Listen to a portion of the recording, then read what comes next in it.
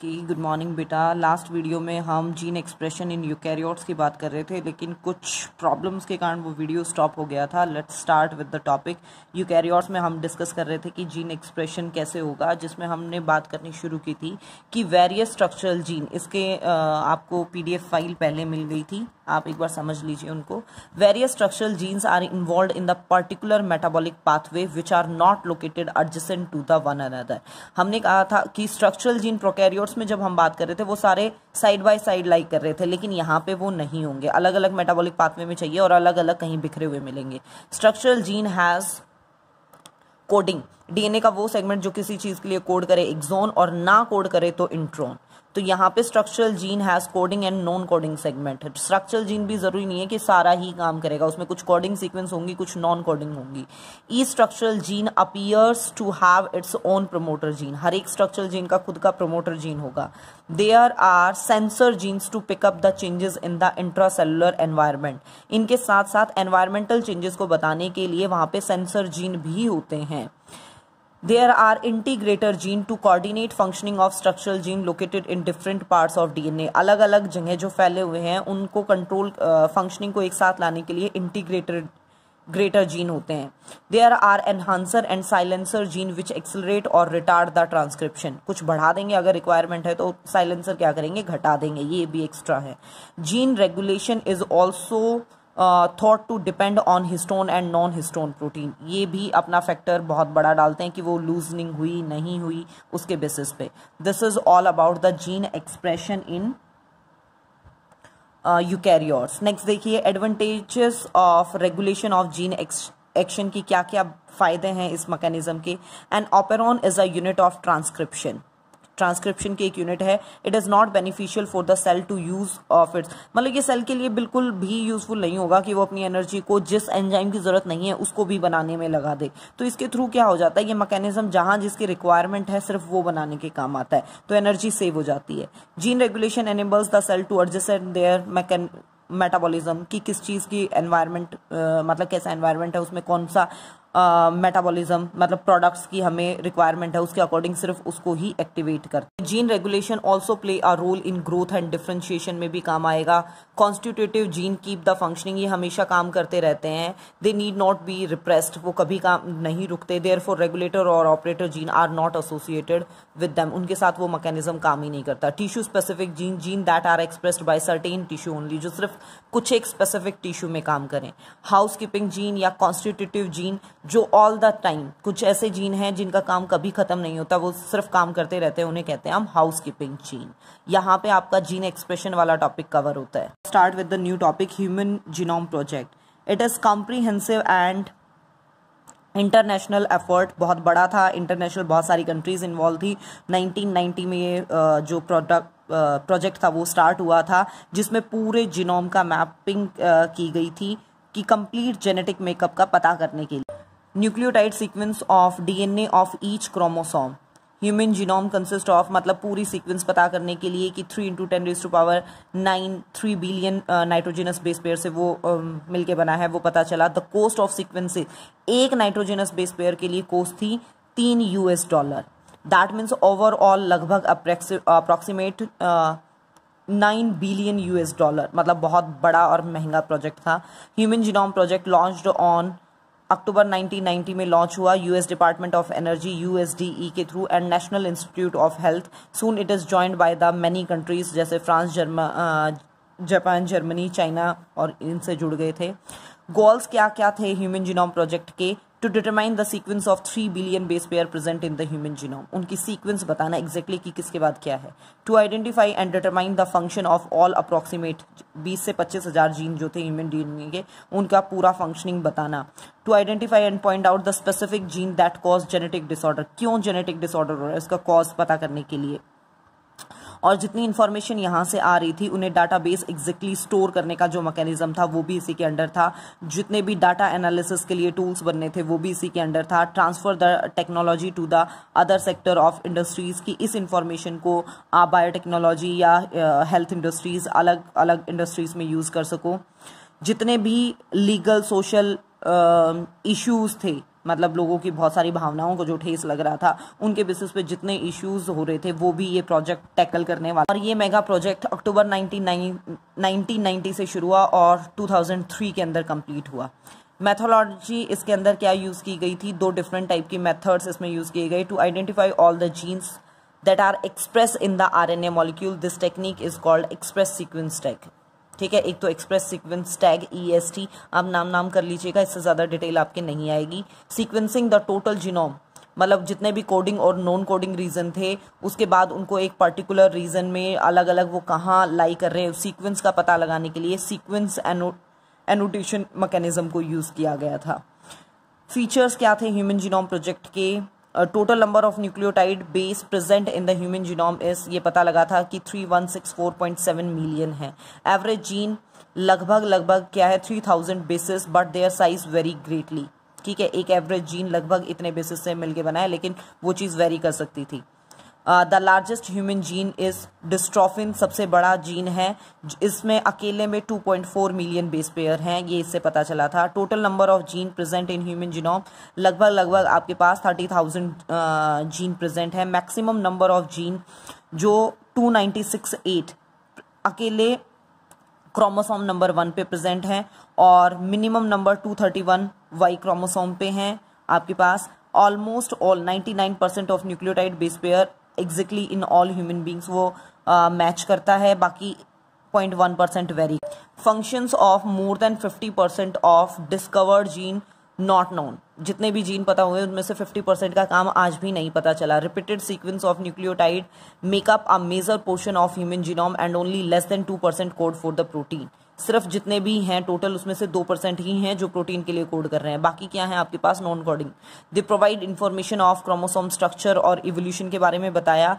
लगभग 1.4 million location have been identified single base pair DNA difference, मतलब जैसे ATCG ऐसे सीक्वेंस चल रही है, AT या ATCCC, एक नाइट्रोजनस बेस पेयर का सिर्फ डिफरेंस हो, ऐसी 1.4 मिलियन लोकेशन पता की। स्निप्स और सिंगल न्यूक्लियोटाइड मॉर्फिज्म, आप इसे नाम दे सकते हो कि एक में ही डिफरेंस था। Application, it enhance the basic understanding of human genetics के बारे में इसने बताया, उसकी बेसिक अंडरस्टैंडिंग को एनहांस किया। It shows the gene which are responsible for the disease, मतलब ये बता दिया अल्जाइमर, डायबिटीज, कैंसर आदि के लिए कौन से जीन रिस्पॉन्सिबल थे। इनहर्टेड डिजीज के बारे में मतलब इंफॉर्मेशन बताई कि कैसे कुछ हद तक उन्हें रोका जा सकता है। जीन थेरेपी जो है, जीन थेरेपी आएगा बेटा बायोटेक्नोलॉजी में, जीन को रिप्लेस करना, खराब जीन को ठीक जीन से रिप्लेस करना, इस टेक्निक के ह्यूमन जीनोम प्रोजेक्ट के बेसिस पे पॉसिबल हो पाया। Give genetic identity to us, हमारा पर्टिकुलर जो जेनेटिक मेकअप है उसके बारे में बताया। Help to plan genetically modified diets, कि हम थोड़ा सा अपनी डाइट में अगर चेंज करें तो बहुत सारी जेनेटिक डिजीज से बचा जा सकता है। This all about HGP. Last topic of this chapter, DNA fingerprinting. Fingerprinting, this is not the okay fingers, नहीं, DNA match करना. It is a technique employed to assist in identification of individual on the basis of their respective DNA profile. DNA से DNA की matching के basis पे कि nucleotide की sequence क्या है उसके बेसिस पे बताना, वो टेक्निक थी आपके पास DNA फिंगरप्रिंटिंग। इसे DNA प्रोफाइलिंग भी कह देते हैं, DNA टाइपिंग भी कह देते हैं। सर एलेक्स जेफरी ने इस टेक्निक को डिस्कवर किया 1997 के अंदर। प्रिंसिपल क्या है DNA फिंगरप्रिंटिंग का? Genome of a person contain 3 billion base. ठीक है, ह्यूमन जीनोम प्रोजेक्ट के बेसिस पे ही आप कुछ हद तक कह सकते हो कि ये पॉसिबल हो पाया। विच आर अरेंज्ड, कि 3 बिलियन उसके अंदर बेस हैं जो एक डिफाइनाइट पैटर्न के अंदर हर एक इंडिविजुअल मेल फीमेल के अंदर क्या है एक पर्टिकुलर आइडेंटिटी बनाते हैं। हर एक इंडिविजुअल की एक जो बेस पेयर उनकी सीक्वेंस है वो फिक्स है। Technique of DNA fingerprinting is based on the fact that DNA of one individual, लगभग देखिए वो बता रहा था 99.9%, ये टेक्निक बिलीव करती है कि 90% DNA सेम है। ठीक है, डोंट गेट कंफ्यूज, 99.9 और 90% ये टेक्निक का बेस है कि 90% DNA जो है वो सेम है। Of other individual only 10% DNA जो है वो वेरी कर रहा है। DNA मॉलिक्यूल डिवाइडेड, DNA को हम कोडिंग और नॉन कोडिंग, एक्सोन और इंट्रॉन में हम डिवाइड करते हैं, coding exon, non coding intron. The changes usually occur within the non coding, जो चेंज हो रहा है वो सिर्फ नॉन कोडिंग, कोडिंग सबका सेम है। ठीक है, जो चेंजेस होते हैं जिसके बेसिस पे वेरिएशन आते हैं वो नॉन कोडिंग के बेसिस पे हैं। Which can be employed as a tool to create, मतलब इसके लिए मेन DNA फिंगरप्रिंटिंग के लिए है ये मेन नॉन कोडिंग वाला part. The polymorphic genetic loci are called simple tandem repeats. Polymorphic, poly मतलब मैनी, मॉर्फिक मतलब मॉर्फोलॉजी, मतलब एक नाइट्रोजिनस बेस पेयर की सीक्वेंस चल रही थी एटीसीजी एटीसीजी एटीसीजी, उसमें एक में भी अगर चेंज हो गया, ठीक है, तो वो पूरा मॉर्फिज्म चेंज हो गया। Polymorphic genetic simple tandem repeats. The tandem repeats makes the satellite DNA, और इन्हीं की सीक्वेंस को हम नाम दे देते हैं सैटेलाइट डीएनए, विच आपके पास दो टाइप का है, एक है मिनी सैटेलाइट और एक है micro satellite. It have the sequence of, mini में है 15 से 50 बेस पेयर जो थाउजेंड्स ऑफ टाइम रिपीट हो जाते हैं, इसमें है आपके पास 10 से कम बेस पेयर जो 10 to 100 टाइम रिपीट्स हो रहे हैं। These simple tandem repeats of short sequence are called variable number of tandem repeats. इन्हीं short sequence को हम नाम दे देते हैं VNTRS, variable number of tandem repeats। कई बार फुल फॉर्म पूछ ली जाती है। Which are inherited from the parents, जो क्या है पेरेंट्स से नॉर्मली क्या है ऑफस्प्रिंग्स में नई जनरेशन में ट्रांसफर की जाती है, और इसे ही यूज किया जाता है VNTRs को ये आइडेंटिटी टेस्ट के लिए। Source of DNA for fingerprinting, कहीं से भी ले लो आप डीएनए का सैंपल, ब्लड से, सीमन से, यूरिन स्टेन से, या जो क्लोथ्स वगैरह के ऊपर यूरिन स्टेट या सरफेस लाइवा या वेजाइनल जो स्वेट्स हैं, टिश्यू, और इवन ए सिंगल हेयर से भी आप जो सैंपल है वो कलेक्ट कर सकते हो। प्रोसीजर क्या है बेटा, DNA molecule are isolated from the particular source. सबसे पहले सैंपल लो। If the DNA is in poor, अगर डीएनए आपका बहुत कम है तो पीसीआर पॉलीमरेज चेन रिएक्शन, ये भी आपका बायोटेक 4th यूनिट में कवर होगा, उससे उसका नंबर बढ़ा लिया जाता है। अभी के लिए सिर्फ आप ये समझिए। DNA molecules are cleaved by the restriction endonuclease की हेल्प से उन्हें छोटे छोटे पीस में तोड़ लिया जाता है, काट लिया जाता है। The purpose of restriction fragments length analysis, these fragments contain VNTR, क्योंकि हमें variable number of tandem repeats निकालना है, इसलिए उन्हें छोटे छोटे पीस में हमने काट लिया, तोड़ लिया। DNA fragments are then sorted out according to their length on agarose gel. Gel electrophoresis, again ये भी आपका डिटेल में मैंने आपको पहले ही कहा था 2nd और 4th यूनिट रिलेटेड है, वहां ये टॉपिक कवर होगा। एग्रोज मतलब इलेक्ट्रोफोरेसिस में क्या है, एग्रोज जेल के ऊपर, एग्रोज अगार अगार, ठीक है, ये क्या है लेंथ वाइज, पहले सबसे बड़ा बड़ा, फिर उससे छोटा, लास्ट में सबसे छोटा, ये पूरी लेंथ वाइज अरेंज हो जाते हैं इलेक्ट्रोफोरेसिस के through. Double strand DNA is now split into single strand by using alkaline chemicals. Double strand को सिंगल स्ट्रैंड में कन्वर्ट किया जाता है। Isolated DNA fragments in gel are copied on nylon या नाइलोन ले लो या नाइट्रो सेल्यूलोज शीट के ऊपर। This technique is called Southern blotting. मान लीजिए आपका ओरिजिनल था, इसकी कॉपी तैयार की जाती है, जैसे इसके ऊपर इंक पैड है, आप किसी प्लेन पेज के ऊपर रख दो, उसकी कॉपी तैयार होगी, Southern blotting. Special DNA probes are prepared in the laboratory which contain repeated sequence of nucleotide complementary to those on VNTR। इसके रेडियो एक्टिव हम प्रॉप्स कॉपी तैयार कर लेते हैं। these props are मतलब रेडियो एक्टिव हैं तो इजिली आप पता लगा सकते हो। Radio active DNA probes bind to the bind to the repeat sequence on nylon sheet and this is called hybridization. Match करके देखा जाता है उनके साथ। द एक्सरे फिल्म इज, और उस मैचिंग के ऊपर क्या है, एक्सरे फिल्म छोड़ी जाती है, डाली जाती है X ray light, to mark the place where the radio active DNA probed have bound. वो मैच कर रहा है या नहीं, जैसे ये पॉइंट से पॉइंट वो मैच कर रहा है या नहीं। अगर पूरा मैच होता है तो मतलब डीएनए जो है वो सैंपल सेम इंडिविजुअल से था। These places are marks as dark band. अगर मैच हो जाता है तो डार्क बैंड आपको नजर आएंगे व्हेन एक्सरे फिल्म आप उसके ऊपर। टेक्निक को नाम दिया जाता है auto radiography. The dark band on the X-ray films represent the DNA fingerprinting and DNA profile। अगर मैच होता है तो डार्क बैंड आएंगे, अदरवाइज नहीं।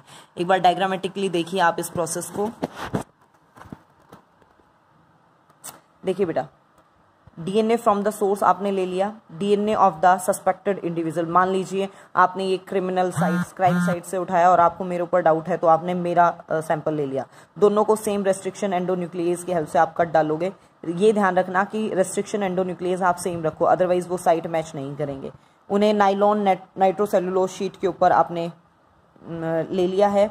फिर उसकी जो प्रॉप तैयार की थी उसके साथ आपने ऑटो रेडियोग्राफी करवा के मैच किया। DNA profile you dark band आपको शो हो जाएंगे। This is the technique of DNA finger printing. आगे देखिए, application of DNA finger printing in forensic technique has been used as a remarkable for solving the complicated case, forensic science में इसे बहुत use किया जाता है। पैटर्निटी केसेस को, कि किसका फादर क्या है, कौन है, उसके लिए सबसे पहले ये केरला में 1991 में यूज़ भी की गई है टेक्निक इस केस के लिए। To determine the extent of genetic variation in wild animals, की कितनी वेरिएशंस आई हैं वाइल्ड से, is use to determine the biological evolution because some part of the DNA are called genetic marker passed from generation to generation. Biological evolution कितना हुआ है, कितने changes के साथ आ रही हैं वो sequence, is use to diagnose the heredity disease का पता लगाया जा सकता है। और antibiotic to which bacteria become resistant, किस बैक्टीरिया एंटीबायोटिक के लिए कौन सा बैक्टीरिया रजिस्ट कर गया उसका भी पता लगाया जा सकता है। देखिए बेटा, जो जितना क्लोज होगा उसकी नॉन कोडिंग जो रिपीटिंग या सैटेलाइट DNA जो सीक्वेंस है वो उतनी ज़्यादा पास होंगी। जैसे आपका और मेरा कोई जेनेटिक रिलेशन नहीं है तो हमारी वो सीक्वेंस बहुत वेरी कर रही है। अगर आप अपना और अपने फादर के साथ मैच करो, अपने ब्रदर सिस्टर के साथ मैच करो तो वो ज़्यादा मैच होगा। अगर ट्विन्स हैं तो भी वो ज़्यादा मैच करेगा नॉर्मल सिबलिंग से भी।